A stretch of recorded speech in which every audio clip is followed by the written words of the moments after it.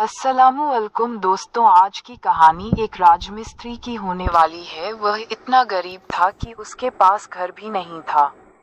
वह एक कार में रहता था, लेकिन उसकी एक प्यारी सी बेटी थी जिसे एक बड़े माफिया ने अगवा कर लिया था और अब बेचारा राजमिस्त्री बेटी को बचा पाएगा। इसलिए कहानी की शुरुआत में हम निर्माण पक्ष पर लेबेन नाम के एक दिहाड़ी मजदूर को देखते हैं।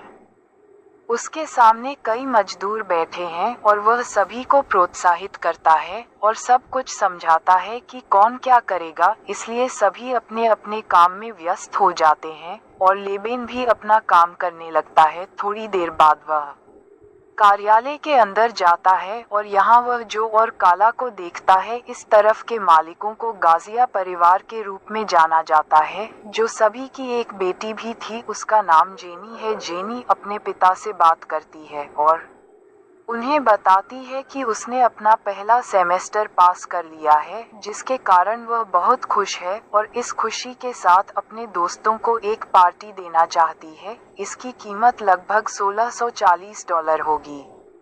ज्यादा पैसा नहीं, इसीलिए जो अपनी बेटी को समझाने की कोशिश करता है कि इतनी बड़ी पार्टी देने का कोई मतलब नहीं है। लेकिन जेनी अपने पिता की एक भी बात सुनने को तैयार नहीं होती।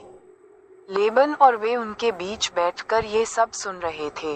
दरअसल लेबन उसे अपना परिवार मानता है और गाजिया परिवार लेबन को परिवार का सदस्य मानता है। उनके बीच कुछ भी छिपा नहीं है। वह लेबन के सामने कुछ भी कह सकता है। तभी लेबन की नजर बाहर गई और उसने देखा कि एक लाल रंग की कार उसकी साइड से टकराई है, जिसमें से कुछ लोग निकले हैं। ये देखकर लेबन समझ गया कि ये गैंगस्टर हैं जो यहाँ पैसे वसूलने आए हैं।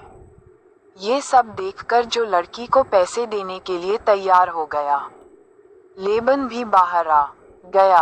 बाहर आते ही उसने देखा कि ये लोग एक मजदूर को पीट रहे हैं। ये देखकर उसने वहाँ पड़ी बाल्टी उठाई, जिसमें बहुत सारा लोहा था। वह वहाँ गया और बोला, तुम मेरे मजदूर को क्यों पीट रहे हो? अभी मेरे साइड से चले जाओ। ये सुनकर लोगों ने लेबन पर हमला करना शुरू कर दिया। लेबन भी एक एक करके सबको पीटने लगा। लेबन जिस तरह पीट रहा था, यही उसका काम है। वो बहुत माहिर है।